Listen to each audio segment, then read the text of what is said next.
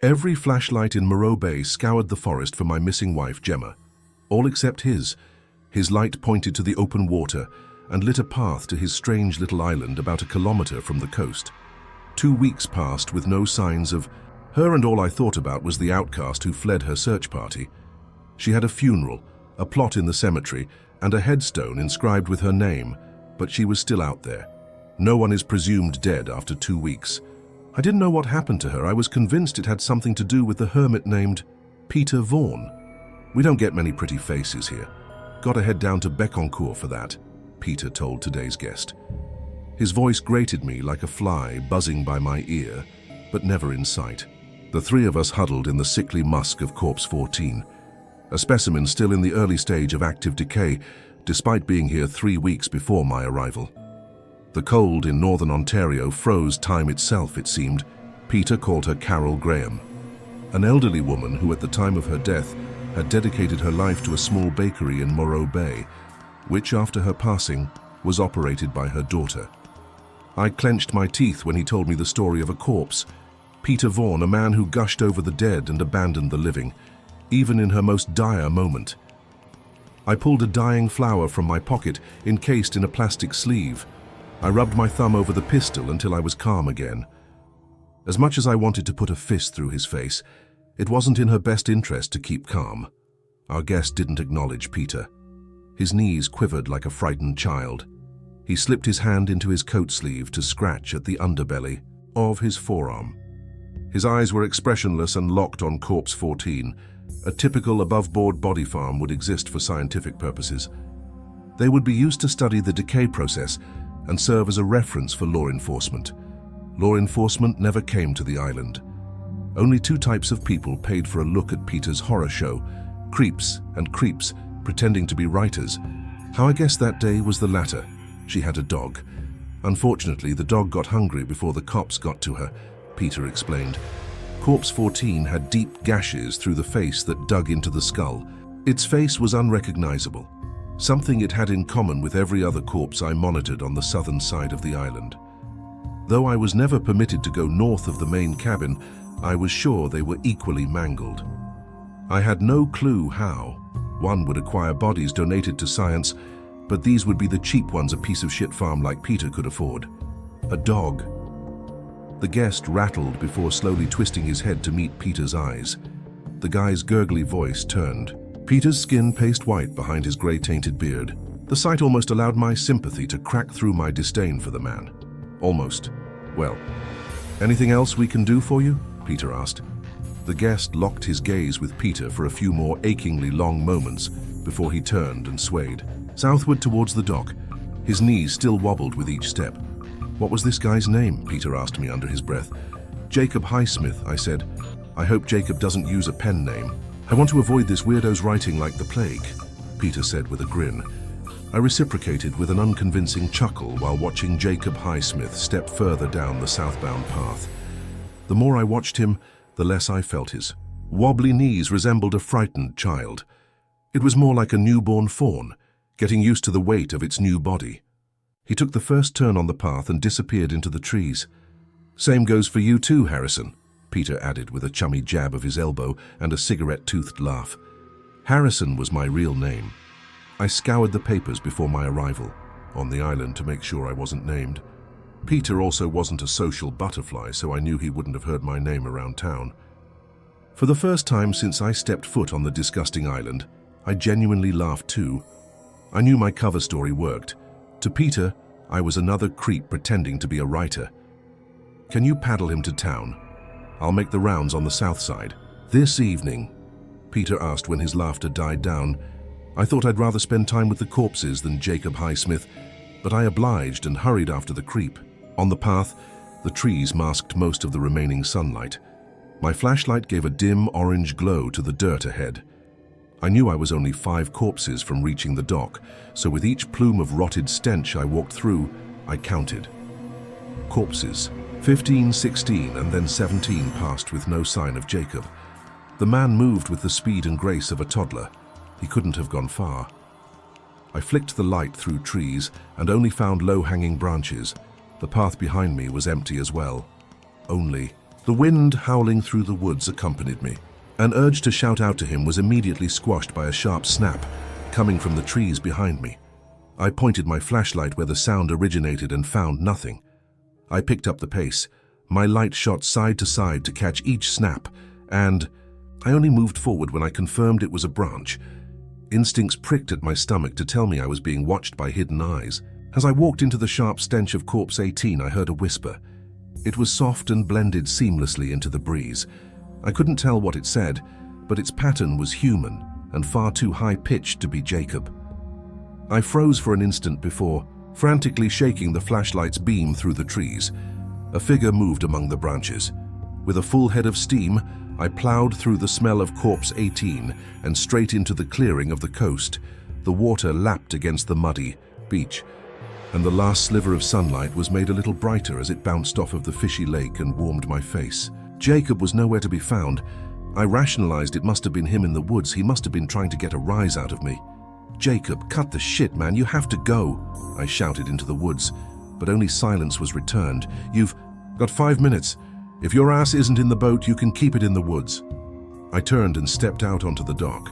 Each plank of wood yelped under my weight. I kept my light down to avoid the holes that showed the water below. After a few steps, the dock came to an end. The cleat the boat was tied to only held a rope severed a half-meter from the knot. The small two-seater that once swayed atop the waves sat at the bottom of the lake. Holes punctured the boat's floor. Its edges were beaten and crushed like a soda can. I couldn't believe it. No person could do such damage to a boat. Maybe a bear, but how? The island had no animals aside from the occasional duck stopping for a rest. I stepped off of the dock and examined the mud for a clue as to who did this. Hoof tracks strung from the edge of the dock among the cluster of shoe prints. I followed the tracks all the way to the tree line until I heard the noise again. This time it was distinct. "I'm so hungry, Dad." The unfamiliar, high-pitched voice of a young boy pleaded to me from deep in the trees behind the bushes. I shined my light over them and only caught a glimpse. A full rack of antlers swayed side to side and vanished back into the shadows. I went back to the dock in the morning. With each step I surveyed the forest and found no sign of the antlers or children. Had I mistaken branches for a full rack of antlers? Had I hallucinated the boy's voice? Unlikely, but I had to know for sure. I passed the unwelcoming stench of corpse 18 and saw the dock. I searched over the bushes and past the tree line, and again it was empty. Only branches, none of which resembled antlers with their movement in the wind. The frigid nights hardened the muddy grounds and preserved the evidence of life from the night prior. I searched the water's edge first. I hoped to find the spot, at which the deer swam ashore but found nothing. I searched every inch of the beach clearing, and the hoofprints only started at the end of the dock's wood planks and led into the woods. It was as if the animal docked before coming ashore. All of the surrounding shoe prints were too large to be mistaken for children. I followed my shoe prints from the night prior as they trailed beside the hoofs. They were too similar. They were spread apart in an identical pattern. The animals seemed to walk on 2 feet. I heard the rumble of an engine. "Hi there, Mr. Vaughan, not round today?" called a voice from over the water. I turned to see the mailman's familiar black, unkempt beard wrapped around his jaw and topped with a bulbous cherry-red nose. I recoiled at the sight of him. The mailman was sure to be familiar with my wife's disappearance. It was possible he knew my face and could blow my cover, but nothing was around to mask myself, so I threw the hood of my coat over my head and hoped for the best. "He's caught up in something," I called back. "No trouble in the slightest. I suppose I'm running pretty early this morning," he assured me. I felt his eyes study my face. The rusted gears in his brain churned to pinpoint why I looked so familiar. I wiped my brow to break eye contact. He continued, "Anyways, I'm supposed to hand-deliver Mr. Vaughan's mail, but you'll do just as fine, I imagine." He pulled a sealed envelope from his bag. I kept my eyes to the ground and hoped the brim of my hood masked my face as I took it from his hand. "I suppose it fell off my desk at the office, so it's a few days late getting here. Boss said it had to get here pronto. I figure it doesn't get more pronto than the butt crack of dawn, eh?" He gave his own joke a laugh before turning his attention to the mangled boat on the lake floor. "Goodness, you know, I can have a new boat ordered for you. I don't think Davy's got any more in the shop, so it may be a few weeks. That would be good, I said, as short as possible. Yeah, well, have Pete radio in when he's got his payment ready. And same goes for if you folks need anything in the time. And course I'll come round when there's mail to bring. Thanks. Will do, I said before turning towards the tree line to retreat. I heard his boat engine sputter before roaring again, ready to take him back to the mainland. I took a sigh of relief at the close call before he screamed over the volume of his engine. And I was really sorry to hear about your wife. It was a damn shame. Shit. Snow started to fall on the walk back to the cabin. I hated the snow, especially on this island. It snowed about half a meter the first week I was on the island, and we had to clear the snow off of the corpses for our daily inspections. I nearly vomited when my pinky slipped into one of the bullet craters in corpse, 16 skull. I couldn't dwell on the memory. All I thought about was how I was going to keep the mailman's mouth shut and the contents of this letter. What was so important that it had to be brought out immediately? I considered ripping it open and taking a look, but doing so would ruin the rapport I've built with Peter. In the time I spent plotting ways to open the letter, I made it back to the cabin. The fireplace burned in the living room. I slipped my coat off and threw it to the standing coat rack before sitting on one of the rocking chairs in front of the fire. As I bent over to take off my boots, I noticed Peter's office door was ajar down the hall. I never stepped foot in the room until then, and Peter made a point of keeping it shut. I never wanted to give Peter a reason to not trust me, so I never questioned it. But I had his trust, and it was time to find answers. Hell, at the bare minimum, he might have some glue in there. If I found it, I steamed the letter open and glued it back with Peter, never knowing the difference. I tapped on the cracked door. The thought of him answering didn't occur to me until I had already tapped. I should have prepared a reason for me to knock, but thankfully it wasn't needed. The other side of the door remained silent. I nudged it open. A solid oak executive desk sat facing the door and was lit by the window light. Its surface was clean except for a small reading lamp and the CB radio. The refrigerator hum filled the room as it preserved our rations for the coming weeks. Besides, it was a gas can left without a purpose, since there was no longer a boat to fill. To the right, mounted above a shelf, was a single-barrel shotgun on new. The shelf itself sat a box of shotgun cartridges half empty. I took a step in and turned to see a large corkboard hanging beside the door. A collection of about 100 faces stared back at me. Some were sketches. A few were clearly cut from family photos, but the majority were clipped from the obituaries. The obituaries appeared to be sorted by time of death. I assumed the same order applied to the pictures not clipped from the obituaries, including the most recent photo of a boy. He couldn't have been older than 7. He gave a bright grin with a hole where his incisor would be. The oldest picture in the lineup was the Moreau family. If you had heard of Moreau Bay, its namesake, the Moreau family, is likely why. They were the first family to settle in the area back in the late 1600s, when a heavy snow sealed them away from their trade route. Without a high crop yield, death was a certainty, a coin flip between freezing and starvation. When the snow melted, all that remained of the family of 8 was the eldest son, Louis Moreau, and his family's bones covered in his teeth marks. Though distant family members wrote they had seen the other 7 members since the incident, Louis was the only confirmed survivor. I took a step back again to gaze over the mass of paper faces when I noticed a single word above them, all written in bold red: beware. I chuckled. The nut job must be a ghost hunter or something, I muttered to myself. I went back behind the desk and yanked at the drawer, but it didn't budge. Locked. As I looked around the room, I caught a blur through the window. A figure walked into the northern forest, forbidden territory for me. I couldn't tell who it was, but I knew it was human. I pulled the flower from my pocket and rubbed my thumb over the pistol. I knew if Peter had secrets about Gemma, he wouldn't keep them under the same roof as someone he just met. He would keep them in the North Woods, where I wasn't allowed to go. So with every ounce of my wanting to stay in the cabin, it was in her best interest if I went. So I grabbed my coat and hurried after the figure before the heavy snow set. In the cold pierced straight through my coat. Each step I took down the northern path crunched my prints into the light dusting of snow. I told myself the figure would be around the next corner, but the winding path kept it hidden. I hurried my pace, but whoever I saw stayed out of sight. Their footprints kept me from questioning their existence, but it seemed I would never catch up to them. All I found were corpses. Dark clouds rolled in and suffocated the sunlight. The snow would soon come down like a blanket and cover the tracks. I needed to catch up as quickly as possible. If the path continued to twist, it would be a shortcut through the woods before I met it again.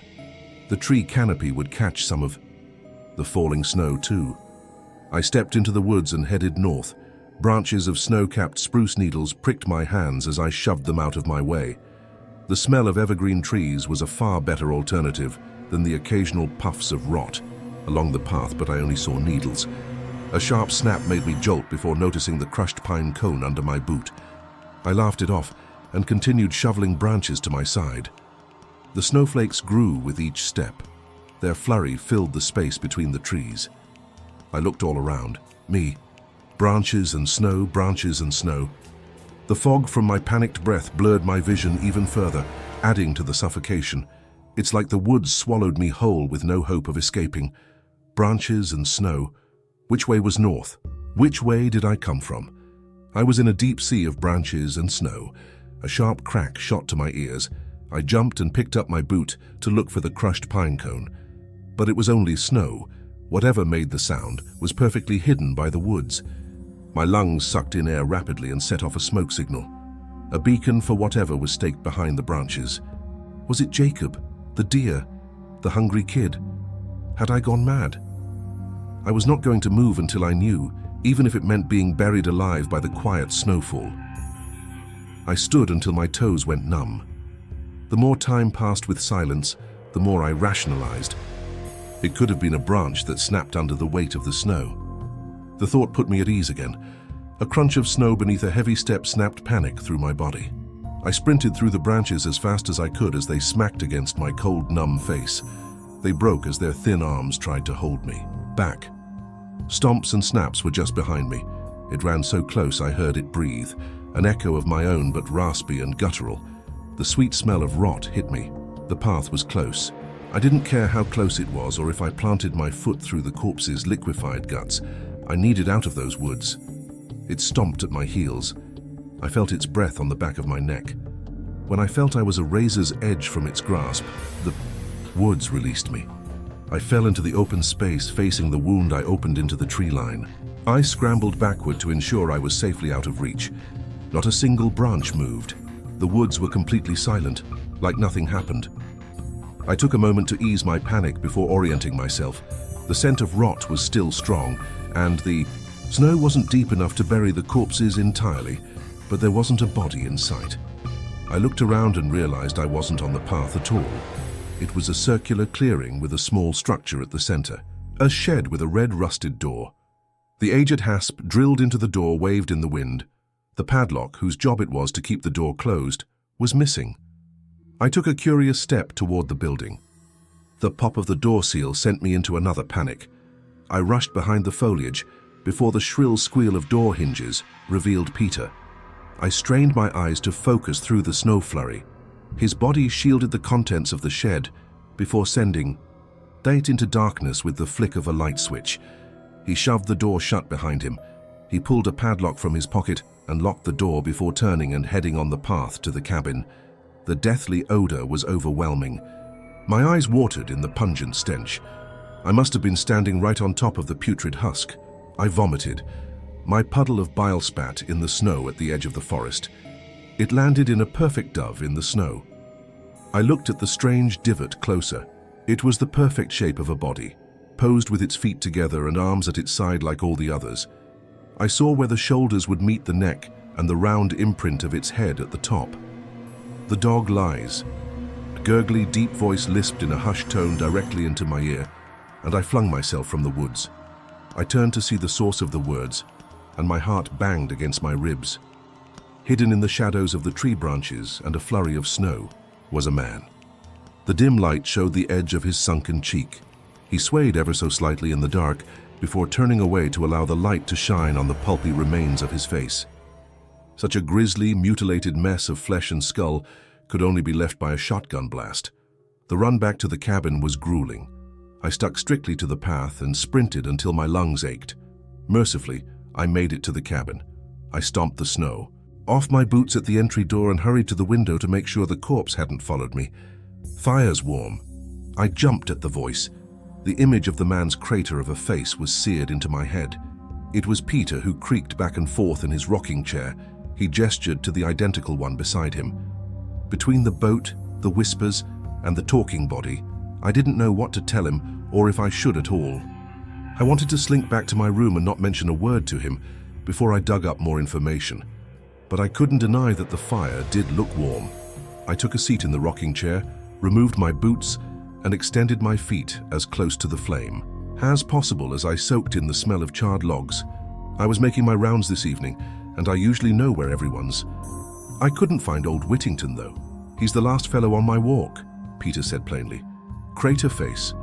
Gave a performative I hoped was convincing, but if he saw my eyes widen, I would be caught. My mind bounced around the possibilities if I told him what I saw. Would he forgive me for being on the northern side of the island? Would he think the cabin fever got me and send me home with no answers to Gemma's disappearance? Had I seen something he wanted to be kept secret? I stayed quiet. I pulled the flower from my pocket to calm the barbed wire that constricted my gut, but kept it at my hip so he wouldn't notice. "What you got there?" he asked. It's I stalled for a lie to come in the silence. The flower still had specks of hopeful purple. They shone from the decay surrounding them. I wasn't able to lie, not about her. It was my wife's. It was the last flower I hadn't picked for her. God, she loved that garden. She could make a cactus grow on. Ice if she wanted. I always caught her on her knees out in the backyard digging in the dirt. When she was done, she'd come in the house and have dirt packed under her nails because she didn't wear gloves. She said they made her clumsy. This was the second time I smiled on the island. I took a glance at Peter, and he had a smile hidden under his wiry beard.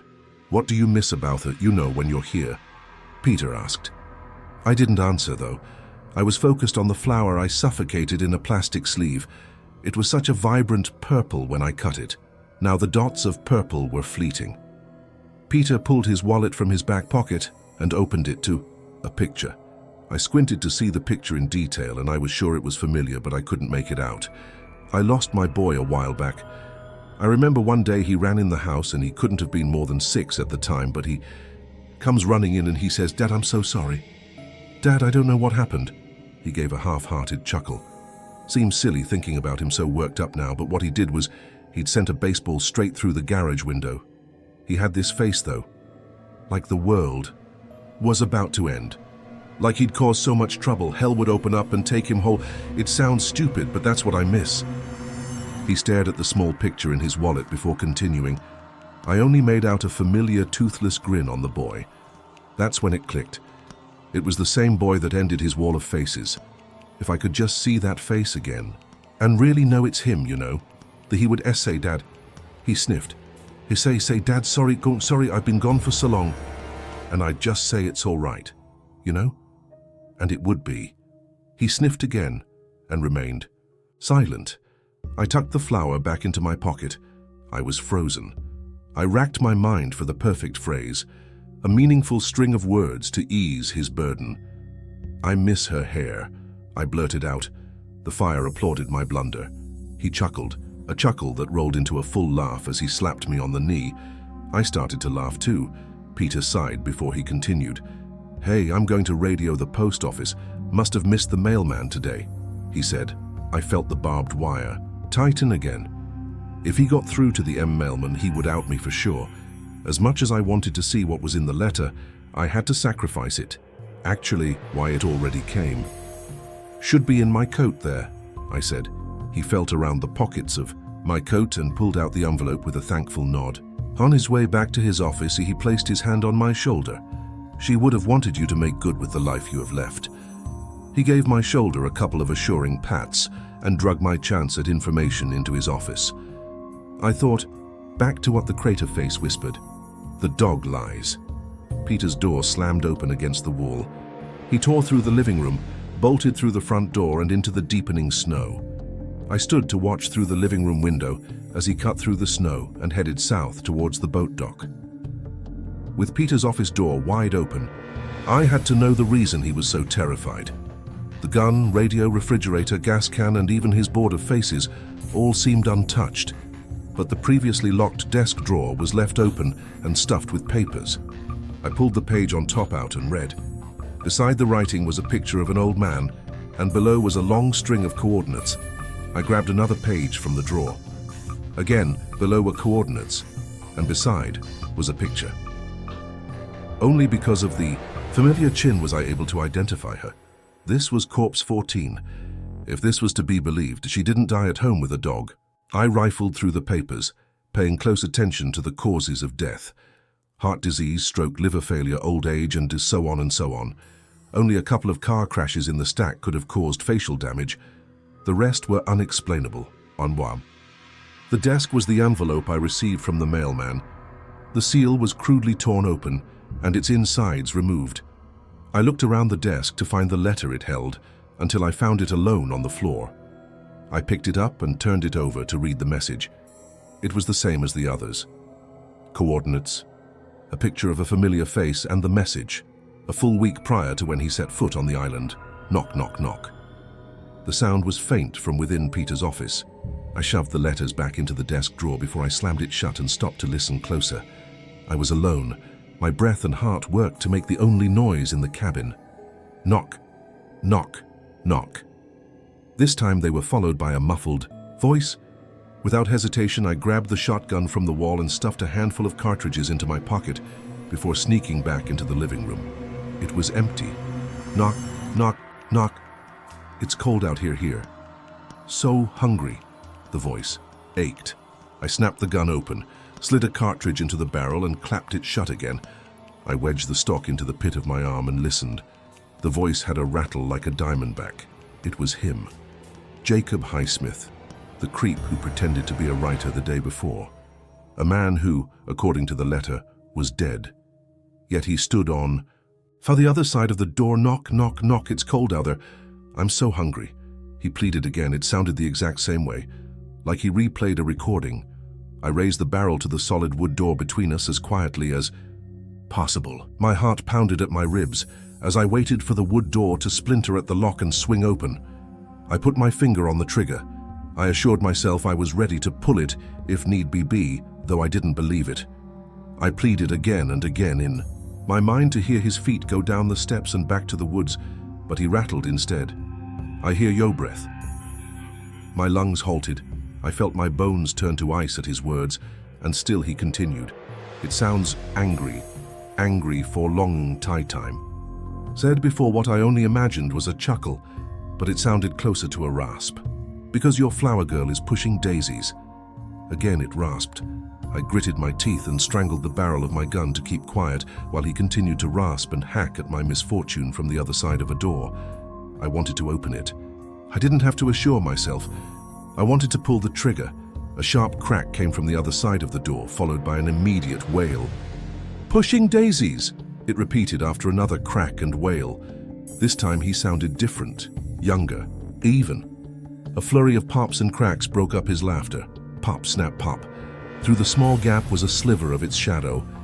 With each crack or pop, it jolted from one side to another, growing, shrinking, and growing again. An odor wafted under the door. It didn't smell like death in the same way the corpses did. Instead, it smelled like life. Life that should have died a long time ago. Daisies, it repeated over and over and over. Each time its voice groaned from youthful to old, masculine to feminine, raspy to clear, and between each was an inhuman rumble that shook the door.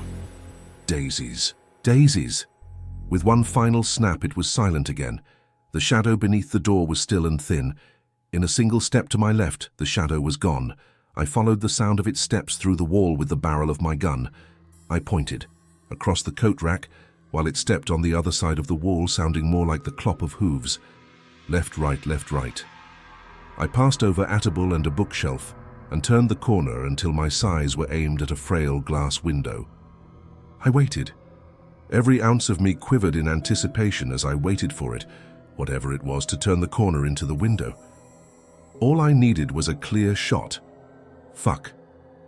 Come on, I whispered to myself, to keep any semblance of composure. From the top of the window frame descended an antler. Crash. A bony tar-black fist burst through the window, sending splinters of glass across the room. I covered my eyes and bolted for the door. Without turning back, I plowed through the snow as fast as I was able southward. Snow completely blanketed the corpses, but I took no caution as I sprinted. If my foot caved through the rib cage of a dead man, so be it. As long as I put as much distance between me and whatever beast broke into the cabin, it felt like icicles formed in my lungs by the time the path ended, and I was spit out at the dock. At the tip of the dock stood Peter with his head down. He turned to me. "What's your name?" Peter asked. The question was so unimportant I wanted to explode, but I had to let my lungs thaw before answering. "You know what my name is." Now what the hell was? Greg Mitchell had always found comfort in broken things. In a world of sleek touchscreens and wireless everything, his cramped radio repair shop in the narrow beep echoed the machine in the empty back room by the door as my employee identification card swiped it. "Clocked out 10:17 p.m. Have a good evening. I need you to tell me," he demanded. "Harrison, all right? Fucking Harrison Bar. Now can we talk about in the cabin? What did you say your wife did?" He asked to cut me off once more. My patience shriveled. "Gardening," I snarled. Peter paused for a moment before he nodded in approval of my answers. "And what do you do?" Peter asked. "I write. At least that's what I was supposed to say, but I couldn't tell the lie. Can we be done with the dumb fucking questions? Because what the fuck was that thing at the cabin?" I demanded. Peter thought before admitting he didn't know. He said he watched it for a while. He told me the beast was as old as the town. The Moreau incident. It ate not for nourishment, but for skin. He said though it had the strength to uproot a tree, it often didn't risk damaging its target. If it had to wear the victim's scars too, it would be a less convincing deception to their loved ones. I stretched only a handful of meters from the dock before turning to a moat of cold, stinging water. Snowflakes rushed from the sky like bricks to build the walls higher. The island became a dungeon without bars, and within it were 2 prisoners and a predator. Still, one question ate at me. "Do you know that happened to her?" Peter struggled to let a word through his mouth. "I don't." He sighed before brushing the corner of his eye with his thumb. I saw his lips turn blue. His shoulders shivered beneath his suspenders that ran down over his potbelly. Shielded from the cold by a thin, long john shirt, his grey pants were wet almost up to his knees. Seeing him reminded me how cold it was, and in our rush out of the cabin we were unprepared and likely to freeze solid soon. I hoped all that was left in the cabin was the fire, our only chance at survival if we hurried. I opened my mouth to suggest we hurry back, but another voice filled the air. A small, shaky voice from behind the tree line. "Daddy, I'm so hungry." Out stepped a boy. The same boy at the end of Peter's wall of faces. The same boy whose picture he kept in his wallet with the same voice I heard the first time I saw the antlers.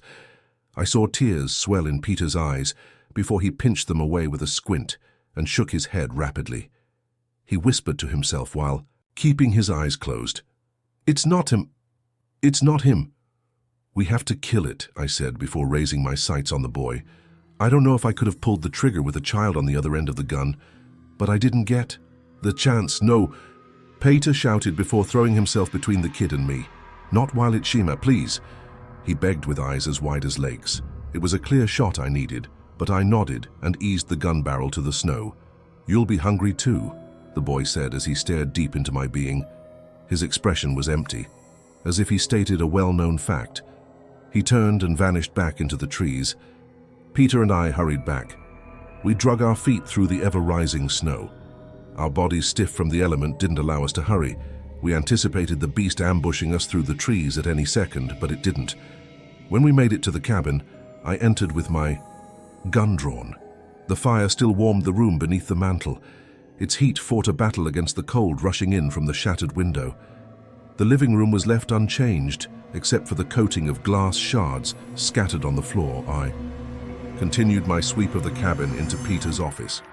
Scattered on his office floor were the remnants of a pulverized radio and a mess of empty ration cans trailing from the open refrigerator. I stopped counting the days 2 weeks after the remnants of our food were taken. Shouts, gunshots, and smoke. Signals were all wasted, as the town never acknowledged them as calls for help. Though Moreau Bay was on the lake's edge, it felt like the other side of the world. Peter and I took turns looking for food. We would be lucky to find a goldeneye resting its wings, or a trout swimming close enough to take a shot. We were luckier if we hit one. Even when we had food for dinner, it wasn't enough to extinguish the hunger. Our duty to monitor the corpses was abandoned within a couple of days, especially when they started to disappear. When we left the cabin, whether for food or Peter's evening walks to the dock for a mailman who never showed, we felt the beast's eyes. I caught glimpses of it between the white-capped branches. Sometimes it was a cyclops with a beady eye, made of the background, and a face-consuming socket of busted flesh and bone. Other times it was a head full of deep red smirks that sliced the natural face away. It hadn't made contact with us since it was Peter's son at the dock. All it did was watch. We spent time in the cabin speculating on what its plan was. Was it studying human behavior to better replicate? Was it keeping us captive to have fun at our expense? Theory after theory was considered, but the circumstances brought us to the edge of madness. I started to see it in my dreams. I dreamed of Thanksgiving dinners, a math lesson in my third-grade classroom, and a boring day wasted at the DMV. Beyond the stuffed turkey at the head of the table sat a man with a gunshot instead of a face. At the doorway of my classroom was a disembodied antler and a skeletal hand with shrink-wrapped black skin waving at me. When my number was called at the DMV, I walked to the desk to find the boy chanting, "You'll be hungry too. You'll be hungry too." Mercifully, I stopped dreaming after a few days. The only other mercy was when I discovered a deck of cards collecting dust behind a copy of The Road on the bookshelf. The cards were arranged on the kitchen table for our nightly game of war, one of the only games Peter remembered. The window spit icy wind on the back of my neck through the crude barricade lips I nailed to it. The fire gnawed at its wooden food in the fireplace. My winnings lay face up and paled in comparison to Peter's. His belly was deflated. His clavicles gave a pronounced hump to his off-white long john shirt. The tendons in his neck were lift lines that vanished behind his curtain beard. Still, he smiled through our game. He didn't get to play games with people while alone on the island. He slapped down a jack of clubs. The club was like a bramble of ripe blackberries. The smell of crackling wood vanished behind the delectable scent of mashed berry as I ground it into a jam before spreading it on a crisp slice of toast. "Good luck with that one, Harry," Peter said. I was ripped from my daydream. Only Gemma ever called me Harry, but I started to let it slide. I played a jack of hearts, though I saw a plump strawberry. I imagined it dipped into a rich, dark chocolate fountain. The puffs of liquid divinity drooled from the tip of the berry and onto the floor before I caught it in my mouth and tasted the wonderful concoction. My stomach growled like a cougar, ready to pounce on its meal. Maybe the next strawberry will go nicely with cheese. A sharp cheddar or a war, Peter exclaimed before his shrunken belly bounced with a chuckle. We put 3 cards face down, 1, 2, 3 war. My 4th card placed face up was a queen of spades, a difficult card to beat, but he does with a king of hearts. The suicide, king. I stared at it. The blade slid so peacefully through the back of his head, the framed moment before his eyes closed to a calm end.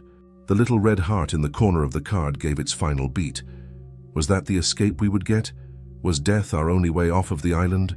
The corpses stalking the woods, the antlers and bony fist, the little boy, the hunger, and Gemma all weighed too much to carry. I broke. The cards sprawled across the table, blurred as tears rushed into my eyes. I hammered the table with my fist before I covered my eyes with my palms. My nails clawed at my hairline. I wanted to dig beneath the skin, to find a way to peel my face from my skull so no one saw me break. My leg bounced desperately for relief, but it was no use. I felt a warm touch on my shoulder. Peter stood with his hands stretched over the table and a look of understanding. I gathered myself with a sniff and squeezed the tears from my eyes with a squint. "Fuck," I muttered, before a slight chuckle to wash away the embarrassment and dread, but it stuck. I looked up at Peter, who gave me a slight nod. "Guess I win that one." he said, and we both laughed. Knock, knock, knock. The sound sliced through the room before he raked in his earnings. Hello there, anyone round? I was waiting by the dock and nobody seemed to be coming. My heart stopped. On the other side of the door was the mailman. I imagined his Rudolph nose signaling us to safety through the door. I stood from my chair and hurried toward the door, but Peter caught my arm in a vice grip. I glared down at him before I saw his finger dividing his puckered lips, miming a shush. What? It's the mailman. We're saved, I whispered. What? If it's not? He hissed back. I paused. It seemed so obvious.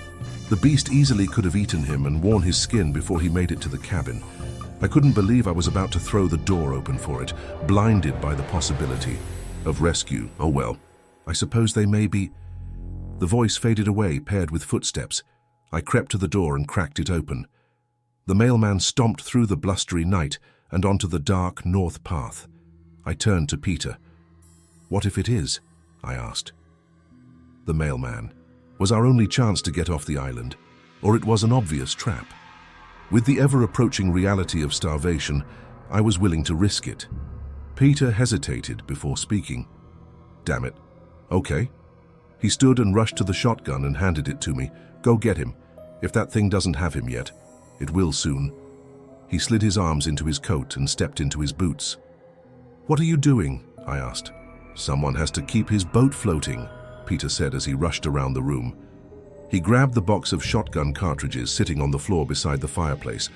His finger swirled in the box before he started patting at his coat.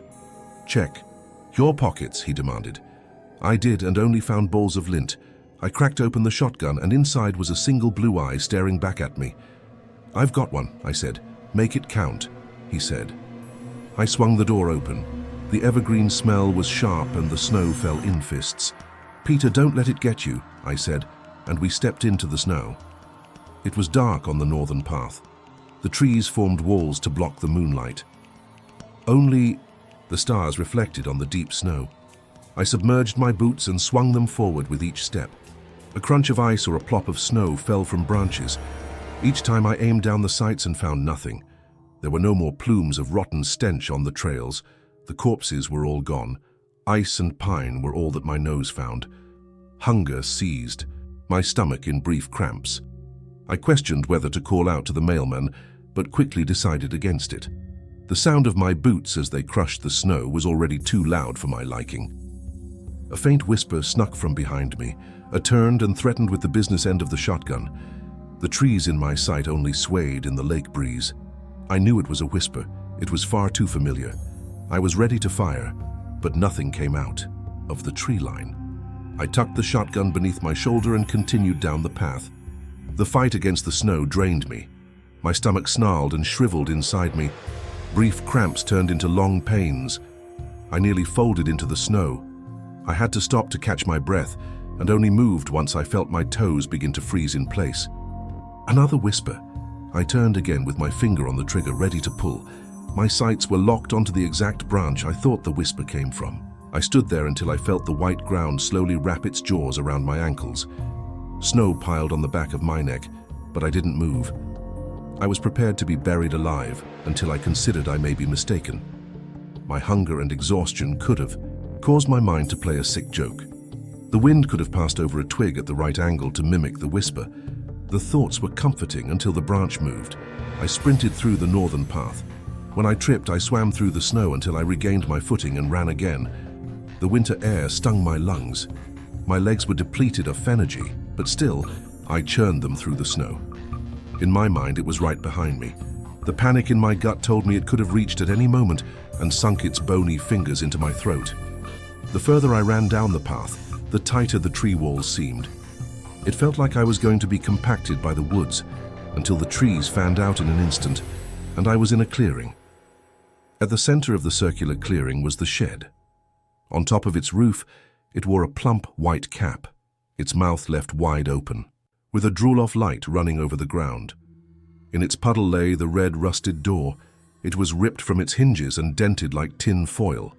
I thought of the boat's corpse and how it sank helplessly at the foot of the dock, with damage I had never seen before. A snap sliced through the trees behind me. I tried to turn, but my starved body failed me and I collapsed. Though I couldn't see it through the wooden shadows, its eyes were locked on me. I felt it like the prick of a needle. With the woods all around me, my only escape from its eyes was within the walls of the shed. I stumbled to my feet and shuffled backward to the shed without turning my back to the invisible beast. I retched when I entered the shed. If there were food in my stomach, it would have been spit into the dirt. The hunger pains that stabbed at my stomach were overpowered by the dense mass of stench that filled the tiny building. It was so pungent my eyes began to water. I shielded my nose into the crook of my elbow. Though the stench was loud, I heard nothing beyond my own breath. In front of me was a blue curtain, better suited to an emergency room than the shed. I had to know what caused the rotten odor before it sat heavier at the back of my tongue. I pulled the curtain open. My arm dropped from my nose to one side, and the shotgun fell to the other. I didn't look at her for long, but I saw enough. Her right femur poked through her shriveled, soured thigh. Her beautiful ring was limp at the base of her thin finger. Her hands wrapped around a bundle of purple asters in various stages of decay. Her face was spared the brutality of the other corpses. Though the skin was peeled and the maggots wriggled in her eye sockets, I knew it was her. My Gemma. I threw myself to the ground outside the shed. On my knees, I screamed down at the earth. My tears fell to the snow and waited to freeze. I banged my fists into the dirt again and again and again until they throbbed. I wanted to punch a grave into the ground and bury myself alive, but my starvation beat my sorrow, and I fell into a somber ball. A voice called to me from the trees. The dog lied. I looked up and saw the mailman stalking at the tree line. I stayed on the ground and watched him. He stood entirely still and without saying a word. "What? What do you want?" I yelled. He stayed quiet. Crack, his shoulder jutted from his torso and he groaned a guttural, unnatural wail. I didn't see pain on its face. Its screams were a performance, an unnatural showing to burrow its claws into my psyche. Pop. His arm extended until his palm was the same height as his knee, and the beast howled with the voices it collected. A flurry of snapped bones, popped joints, and a choir of screeches shook the woods as the mailman's skeleton grew to lengths his skin was unable to contain. Flesh fell to the ground in chunks and shreds to show tar black skin underneath. Its knees folded backwards, and its feet curled inward and calcified into hooves. Snap. The mailman's jaw lurched forward, and his upper lip came with it. The skin around his unkempt beard began to tear. The bridge above his plump, rosy nose tore, straight across to make room for the pale skeletal snout. Points grew from his scalp until a full rack of antlers surfaced. It stepped towards me. I fumbled into the shed and got my grip on the shotgun before I bolted for the tree line. I ran forever through the trees before I found the northern path again. I swayed the gun in all directions behind me in anticipation of the beast barreling through the forest before I realized it was not chasing me. It stayed at the shed. My eyes were saucers. My chest heaved desperately and my fingers constricted the snow, waiting for the unbearable panic to subside. I reached into my pocket and pulled out Gemma's last flower. I rubbed over the plastic hump. The stem was squishy, soaked in age. The petals flushed their bright purple specks for a total deathly brown. "Make good with the life you have left." I muttered the words with a scoff. I can't make good without justice, and my Gemma would get hers. I stood up and left the dead flower in the snowy divot I created before I marched back to the cabin. With the shotgun in hand, I only thought of one thing. The dog lied. The flakes fell harder with each step I took towards the cabin. My feet went blue as the snow poured over the walls of my boots and melted into a puddle. The numb scent of winter was interrupted by a subtle smoke. It was smoke that filled the gaps in the air between flakes and trees the further I walked. A warm light made the shadow branches whip in the woods. I emerged from the path and into the bright light. The cabin was engulfed in an inferno. A beacon of black smoke stretched into the night sky. Flames crashed through the open windows and through the front door onto the porch. The fire roared as it destroyed the cabin. A shadowed figure stood in front of the bright flame. In one hand was the gas can left next to the fridge, and in the other was a manila folder with paper faces sticking out of the sides. He turned to face me. Postman's boat was all torn up. Figured this was our last chance. No way the town can ignore this, Peter said. He stopped for a moment after looking at me. I was coated in hate. I wanted his blood on the snow. I wanted my justice. He spoke again. That is you, right, Harry? I stomped up to him and smashed the butt of the gun into the bridge of his nose. He fell to the ground. Blood immediately spilled from the gash. He was stunned when he looked up at me.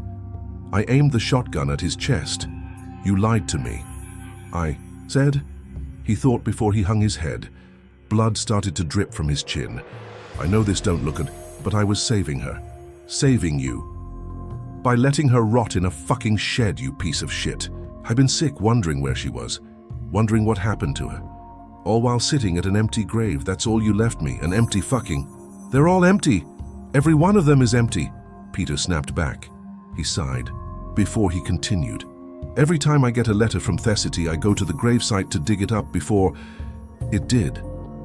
I would bring it over here, where I make them unrecognizable. So their face can't be used to lure grieving, loved ones into the woods, because that's what that monster does. Why not tell me? I asked. I told the city. I wanted her loved ones to have some closure. I knew it couldn't be enough. It was all I could do. The gun felt heavier, but still I aimed for his heart. He continued. Whenever I got to the graveyard, I heard it. I counted on it each time. It was my boy's voice telling me, what kind of sick person digs up a grave? Or, I hate you. I'm glad I'm not your son anymore. Anything it could say to get in my head, to make me stop. A tear slid down his cheek. He brushed it away quickly while clearing his throat. How, I had to know the answer, but the question was stuck in my chest. He answered it anyway. I found her at the bottom of the hill with her leg broke real bad. She was gone when I found her. I heard my boy's voice come from the woods around us, and it was close. No one else was even in earshot. I just knew I could make it to my boat with her. I lowered the gun. Peter whipped the blood trail from his nose with the palm of his hand. He put a hand on the ground to give himself leverage to get up, but he stopped. His eyes met something behind me, something so foul it forced his chest to convulse and his eyes to swell with fear. A gentle hand rested on my right shoulder. I missed you so much, Harry. I knew it was impossible to hear it, but yet it was there. I longed to hear her voice again. It was like the events of the past few weeks hadn't happened. Like she came home after her hike, like all the hikes before. The heat from the cabin became unbearable, knowing Gemma was behind me. I started to turn, but the illusion cracked when I saw her hand. Her soured skin retreated from the base of her nails. Each knuckle of her fingers showed bold humps with splits, in the skin showing the white inside, and at the base of her ring finger sat her ring. I wouldn't dare turn all the way around. The thought of staring at maggots where her eyes once were made my stomach contort. I wanted to live with her voice. For a little longer. You're doing the right thing, Gemma said to me. She gently rubbed her skeletal hand against my shoulder. Don't listen to it, Harrison. This is what it wants, Peter pleaded. The flames roared louder behind him. Sweat beaded on my forehead. The final shotgun cartridge sat in the barrel, ready to fire. The dog took my bones, Harry. Took them and hid them from you. He left you with only dirt to mourn, Gemma stated. My anger returned when I pictured the empty dirt beneath her headstone. I took aim again, this time for Peter's head. The trigger felt flimsy against my finger. Justice was a finger press away. Peter desperately shook his head as he pleaded with me to put the gun down. Sirens wailed in the distance. It's them, Harrison. We can make it out of here. They saw the smoke, Peter said. I heard a guttural growl from behind me. You must be so hungry, Harry, Gemma said. Her words flushed the adrenaline from my body, and all of my attention was back on my stomach. I wasn't hungry, I was starving. Put down the dog, then it is just meat. It would cook so well in the fire, it said in Gemma's voice.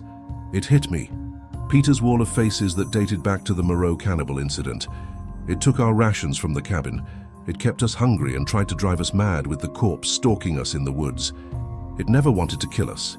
It wanted us to eat each other. It wanted to replicate. The sirens sounded distant. Peter had a look of acceptance, as if he knew they were too late. Peter spoke. I knew who you were when you came here, Harrison. I was so alone after my boy passed. I just wanted to help you, I know what I did seems awful bad. I still want to help. If that means killing me, then so be it. I have nothing to live for. Just please aim for my face. I can't let it take me like it took my boy. Harry, please. He took me from you, Gemma pleaded. She sounded so helpless, my Gemma. I pulled the trigger. Bang, I couldn't hear the sirens anymore. I couldn't hear the fire or the voices of Peter and Emma. Only a ring consumed my right ear. It rang so shrill, I fell onto my hands and knees. The ring rattled my brain into a piercing migraine. I tried to keep the pain at bay with my closed eyes, but it didn't help, so I opened them. A few centimeters in front of me was the shotgun lying in the snow. The gunfire smoke coated my open mouth. Beyond it, in the light of the fire, was a manila folder. Its insides of faces were free. They spread over the ground and were scattered to the wind. A firm hand grabbed my arm and yanked me to my feet. "We need to go," Peter shouted over the scream of my ringing ear. I turned behind me and saw Emma. Her femur still poked through her thigh, but her shoulder popped unnaturally far out of place. Her arm shot far beyond the limits of her dead skin. The shotgun blast left a hole in its head, but it didn't die. It was turning again. Peter yanked me down the south trail towards the dock. I tried to keep up, but the hunger made my muscles ache. The migraine made each step sharp pain, and the ring masked the encouragement he gave me. He kept pulling me forward. When I faltered, he got me back on pace. I felt the beast's eyes on the back of my neck. Peter felt it too. His throat strained out a yell inaudible to me. He looked more and more panicked with each step we took. I knew it was getting close. I started to see its antlers out of the corners of my eye. I snapped my head around to see only branches. Peter screamed again, but I read his lips as help. I closed my eyes and only ran with Peter's guiding hand. I ran as hard as my emaciated body would carry me, but it had enough. I collapsed and Peter's hand released me. I opened my eyes and looked around. Peter fell a few steps ahead of me. His energy was also drained from hunger. I waited for the beast to get us. Death would come with it since its plan failed. I chose to face it with dignity. I found the strength to stand, my knees nearly buckled under my weight. When I stood, I saw beyond Peter. I saw the dock. The wooden platform extended into a lake of blinking red, a pattern given to it by the 3 emergency boats about to make land on the island. I turned and saw inside the tree line a pair of antlers poking from the top of a deer skull. It watched me with its hollow black eyes before turning and retreating into the woods. The year after we escaped Thieland, I made a point to keep up with Gemma's garden. I wasn't a natural by any means, but I was able to get the purple asters to bloom. Some mornings I would sit on the back porch with a cup of coffee to warm my palms and watch them.